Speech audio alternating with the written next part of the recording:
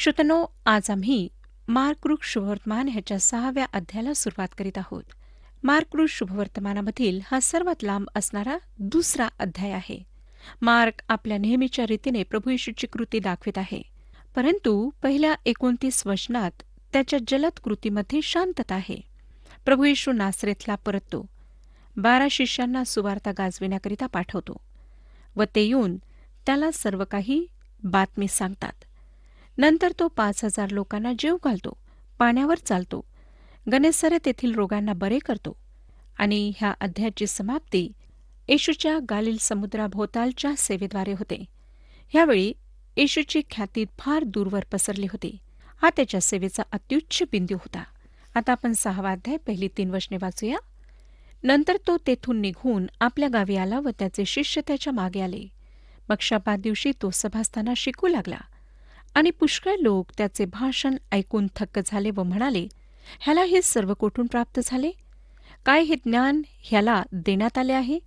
आणि ह्याच्या हातून केवढीही महत्कृत्ये होतात. जो सुतार, जो मरियेचा मुलगा आणि याकोब, योसे, यहुदा व शिमोन ह्यांचा जो भाऊ, तोच हा आहे ना? आणि ह्याच्या बहिणी येथे आपल्याबरोबर आहेत ना? असे ते त्याच्याविषयी अडखळले. जेव्हा श्रोत्यानो ह्या घटनेची तुलना लूका शुभवर्तमानाच्या 4थ्या अध्यायातल्या घटनेशी केल्या जाते, तेव्हा टीकाकार म्हणतात की पवित्र शास्त्रात परस्पर विरोधाभास आहे हे प्रगट होते. ते म्हणतात की दोन्ही वृत्तांत एक दुसऱ्याशी विरोध प्रगट करतात. वास्तविकता ही आहे की ह्या दोन्ही नोंदी आमच्या प्रभू येशूने त्याच्या घरी नासरेतला ज्या 2 भेटी दिल्या त्याविषयी सांगतात. मला वाटतं त्याने ह्यापेक्षा अधिक वेळा नासरेतला भेट दिली असेल, परंतु ह्या 2ची नोंद करण्यात आली आहे. लूका शुभवर्तमान 4था अध्याय पहिल्या भेटीविषयी सांगतो, जेव्हा तो एकटा गेला. त्याने कुठलाही चमत्कार त्यावेळी केला नाही व तो अचानक जेव्हा त्यांनी त्याला मारण्याचा प्रयत्न केला तेव्हा वापस परतला. दुसऱ्या भेटीसमयी ज्याविषयी मार्क शुभवर्तमानाच्या 6व्या अध्यायामध्ये नोंदले आहे, तेव्हा त्याचे शिष्य त्याच्यासोबत आम्हाला दिसतात व त्याने तेव्हा काही रोग्यांना बरे केले आणि तो त्या भागात राहिला.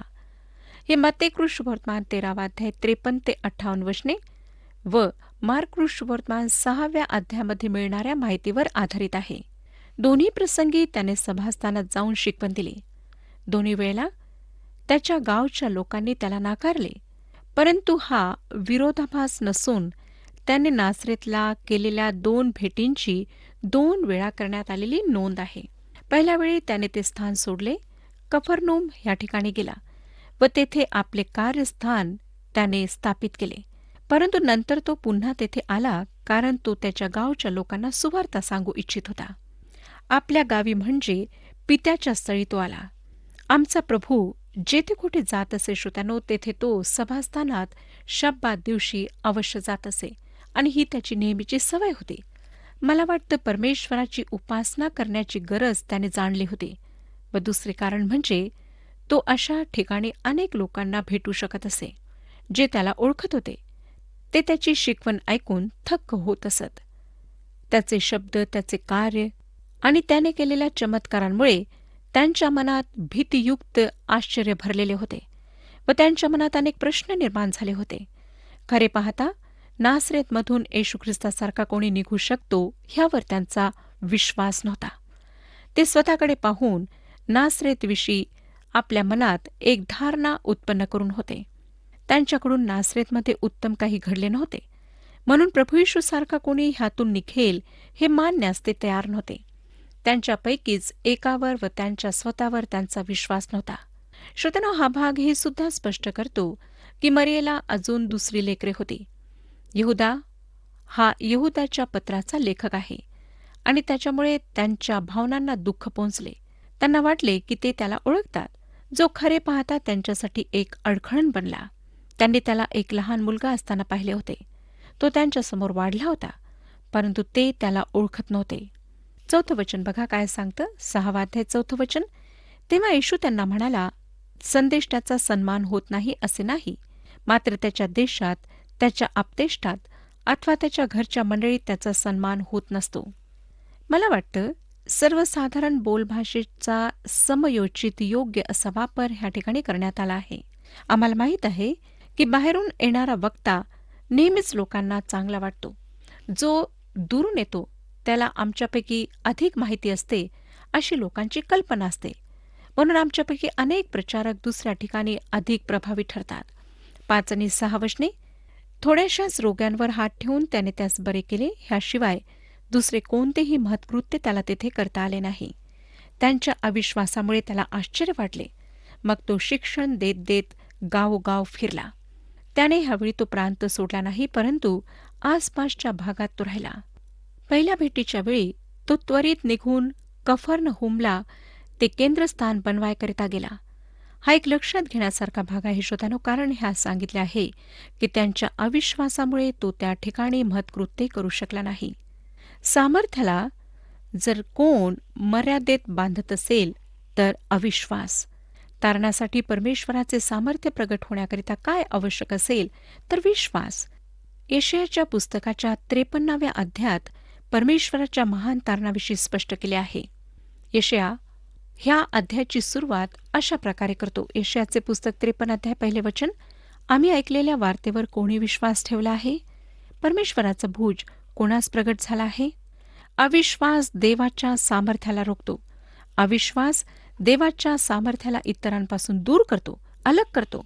आणि आज सुद्धा असेच आहे. 6वं वचन आम्हाला सांगतं की त्यांच्या अविश्वासामुळे त्याला आश्चर्य वाटले. मग तो शिक्षण देत देत गावगाव फिरला. फक्त ह्याच वेळी त्याला आश्चर्य वाटले असे नाही. मत्तेय शुभवर्तमान 8 अध्याय आणि 10 वचन सांगतं, हे ऐकून येशूला आश्चर्य वाटले व आपल्या मागे येत असलेल्या लोकांना तो म्हणाला, मी तुम्हाला खचित सांगतो, एवढा विश्वास मला इस्रायलात आढळला नाही.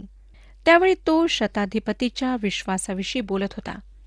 आता तो गावोगावी शिक्षण देत फिरला. हा देवाच्या कार्यकर्त्यांसाठी एक सुंदर धडा आहे. देवाच्या कार्यात असे काही लोक आहेत ज्यांना छोट्या जागी खेड्यापाड्यात जाणे आवडत नाही. आज अनेक लोक अहमपणामुळे पीडित आहेत. आम्हाला येशू ख्रिस्तापासून हा पाठ शिकायचा आहे. श्रोत्यानो, पुष्कळदा आम्हाला ज्या ठिकाणी फार आदर मिळतो किंवा मान सन्मान मिळतो त्याच ठिकाणी आम्ही जाऊ इच्छितो. 7वं वचन बघा, नंतर त्या 12 जणांस आपल्याजवळ बोलावून तो त्यांना जोडीजोडीने पाठवू लागला. त्याने त्यास अशुद्ध आत्म्यांवरचा अधिकार दिला. तो आता त्याच्या शिष्यांना पश्चातापाचा संदेश देऊन ज्या संदेशाचा प्रचार तो स्वतः करीत होता बाहेर पाठवित आहे. तो त्यांना 2-2 प्रमाणे पाठवतो. हे फार मनोवेधक आहे की ना तर मत्ते ना तर लूक दोहोंपैकी एकानेही ही घटना लिहिताना ह्याविषयी लिहिले. त्याने त्यांना अशुद्ध आत्म्यांवर अधिकार दिला, जो अधिकार ते अधिक प्रमाणात उपयोगात आणू शकत होते. 8 आणि 9 वचने, आणि त्यास आज्ञा केली की वाटेसाठी काठी वाचून दुसरे काही घेऊ नका. भाकरी, झोळणा किंवा कमर कशात पैसे घेऊ नका. तरी वहाणा घालून चाला. 2 अंगरके घालू नका. श्रोत्यानो, अशी आज्ञा का दिली? प्रवास करताना त्यांनी अधिक ओझे घेऊ नये. ह्याद्वारे वेळेचे महत्त्व, निकडीची वेळ, त्यांच्या कार्याचे महत्त्व व देवावर त्यांची पूर्ण निर्भरता हे दर्शविण्यात आले आहे. नंतर त्यांना मात्र ह्या सर्व वस्तू सोबत घेण्याकरिता येशूने सांगितले, कारण ते लांबच्या प्रवासावर जाणार होते. मत्तय हे स्पष्ट करतो की ह्यावेळी त्यांना फक्त इस्रायलातील हरवलेल्यांकडेच जायचे होते व जो पाहुणचार केला जाईल त्याला स्वीकारायचे होते. 10 आणि 11 वचने, आणखी तो त्यास म्हणाला, तुम्ही कोठेही एखाद्याच्या घरी उतराल तेव्हा ते ठिकाण सोडेपर्यंत तेथेच राहा. आणि ज्या ठिकाणी तुमचे स्वागत होणार नाही व जेथील लोक तुमचे ऐकणार नाहीत तेथून निघताना त्यांना साक्ष व्हावी म्हणून आपल्या तळपायाची धूळ तेथे झाडून टाका. हा प्रवास फार गंभीरपणे व काळजीपूर्वक करायचा होता. प्रकाश जबाबदारी निर्माण करतो. देवाची कृपा नाकारणे म्हणजे त्याच्या न्यायाला आमंत्रित करणे. आणि आज सुद्धा श्रोत्यानो, आमच्या बाबतीत हे खरे आहे. 12 आणि 13 वचने बघा, ते तेथून निघाले व लोकांनी पश्चाताप करावा अशी त्यांनी घोषणा केली. पुष्कळ भूते काढली आणि अनेक रोग्यांना तेला अभ्यंग करून बरे केले. त्यांनी पश्चातापाचा संदेश दिला व चमत्कारांनी, अद्भुत कृत्यांनी त्या संदेशाचा खरेपणा त्यांनी साबित केला. हे कार्य इस्रायलच्या हरवलेल्यांपर्यंत मर्यादित होते. आज अशा प्रकारे नाही पश्चाताप शुभवर्तमानाच्या संदेशाचा एक भाग आहे, तरीसुद्धा हे विश्वास ठेवणे ह्या आज्ञेमध्ये सम्मिलित आहे. ह्या घटनेचा वृत्तांत मत्तेय शुभवर्तमानामध्ये थोडा विस्तृत देण्यात आलेला आहे. आणि मत्तेचे अध्ययन करताना त्याविषयी आम्ही पाहिले होते. येशूची प्रसिद्धी सगळीकडे पसरली. फक्त साधारण लोकच नाहीत, तर राजगादीवर असलेला हेरोद ह्याने सुद्धा येशूविषयी ऐकले. हेरोदचा जो विचित्र प्रतिसाद होता त्याविषयी आपण पाहणार आहोत. बाप्तिस्मा करणाऱ्या योहानाची कत्ल काही दिवसांपूर्वी झाली होती. मला वाटतं हेरोदाचा विचित्र आणि अंधविश्वासाने भरलेला प्रतिसाद स्पष्ट करण्यासाठी हे ह्या ठिकाणी नमूद करण्यात आले आहे. 14 आणि 15 वचने सांगतात, हेरोद राजाने त्याच्याविषयी ऐकले, कारण त्याचे नाव गाजले होते. लोक म्हणत, बाप्तिस्मा करणारा योहान मेलेल्यातून उठला आहे, म्हणून त्याच्या अंगी ही महत्कृत्ये दिसून येत आहेत. कोणी म्हणत हा एलिया आहे, कोणी म्हणत हा संदेष्टा म्हणजे संदेष्टांपैकीच एक आहे. आम्हाला दिसतं की हा हेरोद एक अंधविश्वासी होता, परंतु लोकांमध्ये मात्र प्रभू येशू ख्रिस्त कोण आहे ह्याविषयी मिश्र प्रकारचे विचार होते. आज सुद्धा असेच आहे. काही लोक प्रभू येशूला एक महान पुरुष समजतात, काही लोक त्याला अवतार समजतात आणि फारच कमी लोक आहेत जे त्याला परमेश्वराचा पुत्र मानतात. येशू ख्रिस्ताच्या व्यक्तित्वाविषयी, अधिकाराविषयी व उपस्थितीविषयी लोकांचे अनेक विचार आहेत. म्हणून त्या ठिकाणी गोंधळ होता आणि आम्हाला दिसतं की हेरोद घाबरलेला होता. 16वं वचन बघा. परंतु हे ऐकून हेरोद म्हणाला, ज्या योहानाचा मी शिरच्छेद केला तोच उठला आहे. हेरोद घाबरलेला होता. 17 आणि 18 वचने. आपला भाऊ फिलिप ह्याची बायको हेरोदिया हिच्यामुळे हेरोदाने स्वतः माणसे पाठवून योहानाला पकडून कैदेत जखडून ठेविले होते, कारण हेरोदाने तिच्याबरोबर लग्न केले होते व योहान त्याला म्हणत असे, तू आपल्या भावाची बायको ठेवावी हे सशास्त्र नाही. येशूच्या सेवा काळात बप्तिस्मा करणाऱ्या योहानाची कत्ल झालेली होती. लक्षात घ्या श्रोत्यानो, की उच्च स्थानी होत असलेल्या पापांवर योहानाने प्रगटपणे दोष लावला होता. हेरोदियाशी हेरोदाने लग्न केल्यामुळे त्याने त्याला दोष लावला, जी त्याच्या भावाची बायको होती. त्यामुळे ती त्याच्यावर डाव धरून त्याचा वध करावयास पाहत होती व एक दिवस ती यशस्वी झाली. 19 आणि 20 वचने. ह्याकरिता हेरोदिया त्याच्यावर डाव धरून त्याचा वध करावयास पाहत होती, परंतु तिचे काही चालेना, कारण योहान नीतिमान व पवित्र पुरुष आहे हे जाणून हेरोद त्याचे भयधरी व त्याचे संरक्षण करी. तो त्याचे बोलणे ऐके तेव्हा फार गोंधळून जाई, तरी त्याचे म्हणणे आनंदाने ऐकून घेई. असं वाटतं की हेरोदियाने हेरोदाला देवाकडे वळण्यापासून परावृत्त केले. 21 आणि 22 वचने. नंतर एक सोयीचा दिवस आला, तेव्हा हेरोदाने आपल्या वाढदिवशी आपले प्रधान, सरदार व गालिलातील प्रमुख लोक ह्यास मेजवानी दिली आणि हेरोदेच्या मुलीने स्वतः आत जाऊन व नाच करून हेरोदास व त्याच्याबरोबर भोजनास बसलेल्यास खुश केले. तेव्हा राजा त्या मुलीला म्हणाला, तुला जे काही पाहिजे ते माझ्याजवळ माग, म्हणजे मी ते तुला देईन. हेरोदियाने आपल्या मुलीला हेरोदसमोर नाचाव्यास लावले, कारण तिला माहीत होते की हा म्हातारा माणूस काम वासनेने व लालसेने कसा भरलेला आहे. त्याने त्या मुलीला जणू रक्कम न लिहिलेला चेक दिला. ती त्याला जे पाहिजे ते मागू शकत होती. 23 आणि 24 वचने सांगतात, तो शपथ वाहून तिला म्हणाला, माझ्या अर्ध्या राज्यापर्यंत जे काही तू माझ्याजवळ मागशील ते मी तुला देईन. तेव्हा ती बाहेर जाऊन आपल्या आईला म्हणाली, मी काय मागू? ती म्हणाली, बप्तिस्मा करणाऱ्या योहानाचे शीर. ह्या स्त्रीची क्रूरता आमच्या मनाला हादरून टाकते. 25 आणि 26 वचने. तेव्हा लागलीच तिने घाईघाईने राजाकडे आज येऊन म्हटले, माझी इच्छा अशी आहे की बप्तिस्मा करणाऱ्या योहानाचे शीर तबकात घालून आत्ताच्या आत्ता मला द्यावे. तेव्हा राजा फारच खिन्न झाला. तथापि वाहिलेल्या शब्दामुळे व भोजनास बसलेल्या लोकांमुळे त्याला तिला नाही म्हणावेसे वाटले नाही. श्रोत्यानो, हेरोदाची दुसरी दुर्बळता ह्या ठिकाणी प्रगट करण्यात आली आहे. त्याचे मित्र काय विचार करतील, काय म्हणतील, ह्यामुळे तो घाबरला. शब्देविषयी त्याच्या मनात चुकीची भावना आणि महत्त्व होते. 27 आणि 28 वचने बघा. राजाने लागलेच आपल्या पहाऱ्यातील एका शिपायास पाठवून योहानाचे शीर आणावयाची आज्ञा केली. त्याने तुरुंगात जाऊन त्याचा शिरच्छेद केला आणि शीर तबकात घालून आणून मुलीला दिले व मुलीने ते आपल्या आईला दिले. ही एक निर्घृण हत्या होती. 29 वचन बघा. हे ऐकल्यावर त्याचे शिष्य आले आणि त्यांनी त्याचे प्रेत उचलून कबरेत नेऊन ठेविले. योहानाच्या शिष्यांनी योहानाचे शीर नसलेले शरीर घेऊन त्याला पुरले. मार्क आता येशूच्या सेवेविषयी सांगतो. प्रेषित त्यांच्या कार्याविषयी पहिला तपशील देतात. ह्या ठिकाणी विस्तारपूर्वक सांगितलेले नाही हे लक्षात घ्या. 30 आणि 31 वचने बघा. 6वा अध्याय 30 आणि 31 वचने. ह्यानंतर प्रेषित येशूजवळ जमा झाले व आपण जे जे केले व जे जे शिकविले ते सर्व त्यांनी त्याला सांगितले. तेव्हा तो त्यांना म्हणाला, तुम्ही रानात एकांती चला व थोडा विसावा घ्या, कारण तेथे पुष्कळ लोक येत जात असल्यामुळे त्या जेवावयास देखील सवड होईना. आमचा प्रभू किती व्यस्त होता, त्याच्याकडून लोकांना किती अपेक्षा होत्या, हे ह्या ठिकाणी आम्हाला फार चांगल्या प्रकारे समजते. 32 आणि 34 वचने बघा. तेव्हा ते मत्स्यातून पलीकडे रानात एकांती गेले. येशू मत्स्यातून उतरला तेव्हा त्याने लोकांचा मोठा समुदाय पाहिला. ते तर मेंढपाळ नसलेल्या मेंढरासारखे होते, म्हणून त्याला त्यांचा कळवळा आला आणि तो त्यास बऱ्याच गोष्टींविषयी शिक्षण देऊ लागला. एकांतवास शोधण्याचा प्रयत्न करणे निष्फळ ठरले, कारण लोक येशूच्या मागे गेलेत आणि येशूला त्यांच्यावर कळवळा आला. 35 ते 37 वचने आम्हाला सांगतात, दिवस बराच उतरल्यावर त्याचे शिष्य त्याच्याकडे येऊन म्हणाले, ही अरण्यातली जागा आहे व आता दिवस फार उतरला आहे. तेव्हा लोकांनी भोवतालच्या खेड्यापाड्यात जाऊन स्वतःकरिता खाण्यास काही विकत घ्यावे म्हणून त्यांना निरोप द्या. त्याने त्यास उत्तर दिले, तुम्हीच त्यांना खाव्यास द्या. ते त्याला म्हणाले, काय, आम्ही जाऊन 200 रुपयाच्या भाकरी विकत घेऊन त्यांना खाव्यास द्याव्या? तो त्यांना अशक्य कार्य करण्याची आज्ञा देत आहे.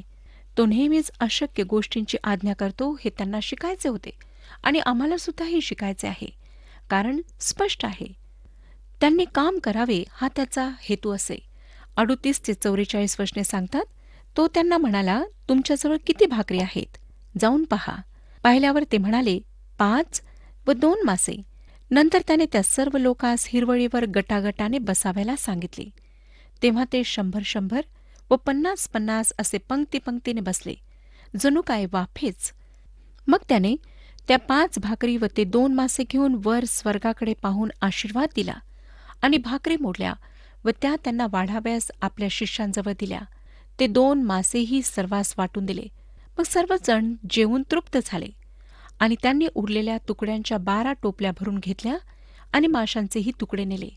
भाकरी खाणारे 5,000 पुरुष होते. हा चमत्कार आहे श्रोत्यानो. निर्मात्याने मच्छीला निर्मिले, शेतात बी बियाणे वाढविलेत.